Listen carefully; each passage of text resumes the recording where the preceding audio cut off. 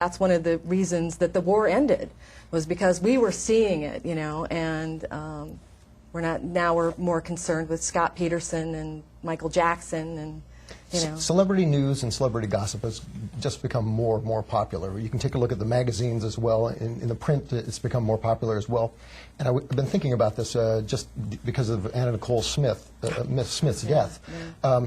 Part of the reason I think celebrity news becomes so entertaining is because we have video of these folks. We have video of them in various aspects at various times, and we can have pictures, and I think that kind of drives things to television. If we didn't have a bunch of background clips of Anna Nicole Smith, could we have that on for the entire day on CNN or Fox News on the day she dies? I don't think so. So I think there's a nexus there between just having archival footage of celebrities and putting their messages out there. Mike, is the fact that so many people, according to polls, derive most of their news from television. And the Norman Lear Center at USC's Annenberg School of Communication did an interesting study of news coverage before the election in '04, from about October 2nd to November 1st of '04. And they analyzed 11 major markets in the country, 44 stations. They were ABC, CBS, NBC, Fox. They found that on the broadcast, about 55%, there was a mention of the presidential race, but then just 8% of the broadcast contained any mention of a U.S. House race, Assembly, Senate, or anything else. But there was 8 times the coverage went to stories about accidents, 12 times more coverage to sports and weather than to coverage of all races combined. And in the race for the U.S. Senate, political ads outnumbered news by as much as 17-1. And here's what really got my attention was, during this 29-day period, on local television news in Los Angeles, not one story about a race for a congressional seat was aired at all. In Los Angeles, a total of 2 stations had a story in that whole month of a U.S. Senate race.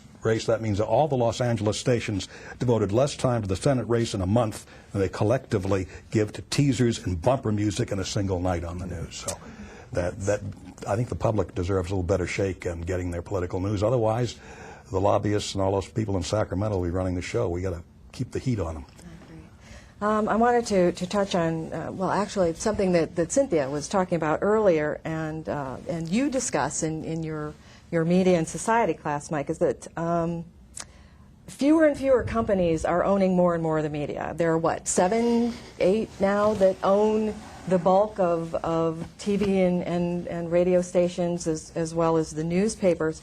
Ex-employees of Fox News have come forward to say that they are being told what to say and what to cover and what tone to take. I have here a quote from an internal memo from Fox News that said, "Be on the lookout for any statements from the Iraqi insurgents thrilled at the prospect of a Democratic-controlled Congress."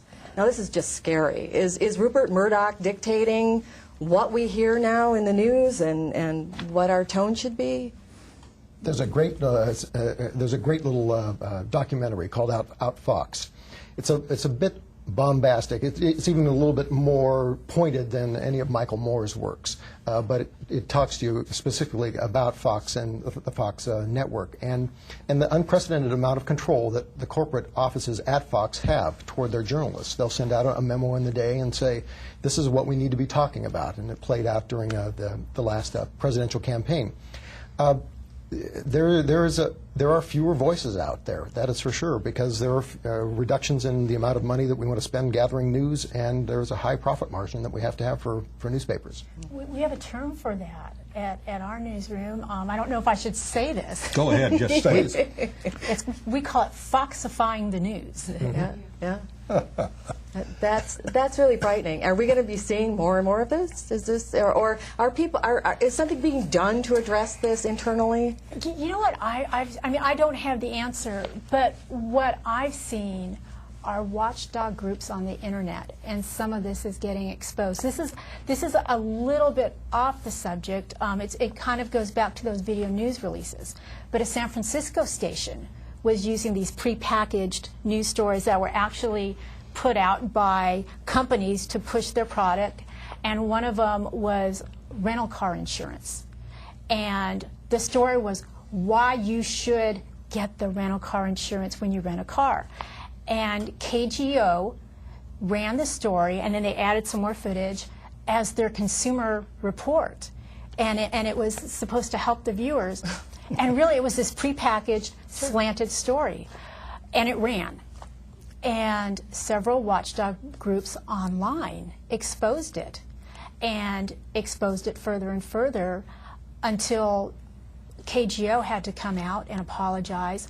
They no longer, at least knowingly, use those video news releases. They can't even use the B-roll, which is just the footage for some other story. And I know in Santa Cruz, you know, that's south of the Bay Area, but Santa Cruz, Monterey, Salinas, and the Bay Area, since what happened to KGO, they're much more aware and much more careful. So I think as things get exposed, there's your potential for change. Exactly. And that brings me to my next question is more and more people are getting their news from the internet. There are a lot of excellent sites out there.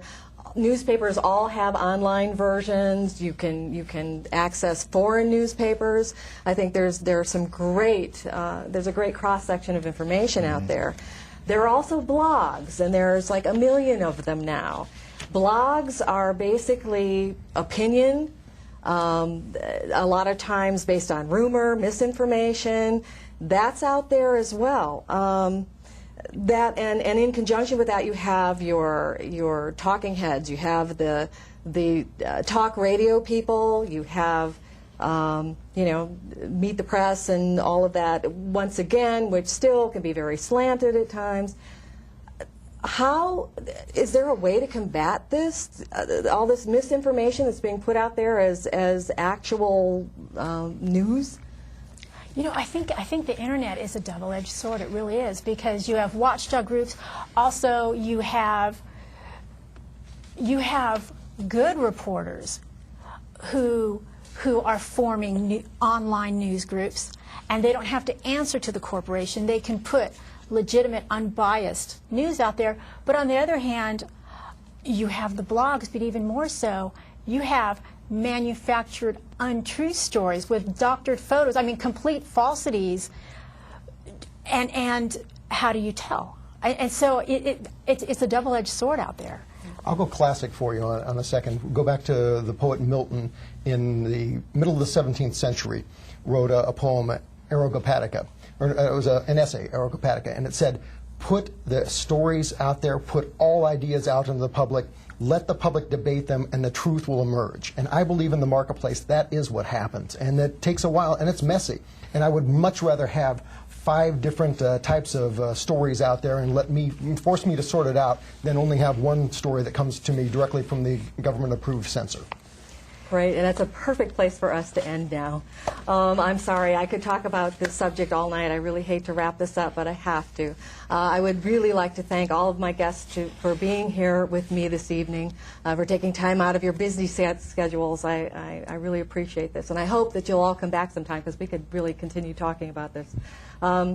Thank you, our viewers, for being with us this evening. We really do enjoy your feedback, so if you wish to get in touch with us, and your comments and suggestions are always appreciated. You can contact us through the Democratic Club of the Conejo Valley at ConejoDemocrats.com, or directly at eyeontheissues@AOL.com. So until next time, please be safe, stay well, and keep your eye on the issues.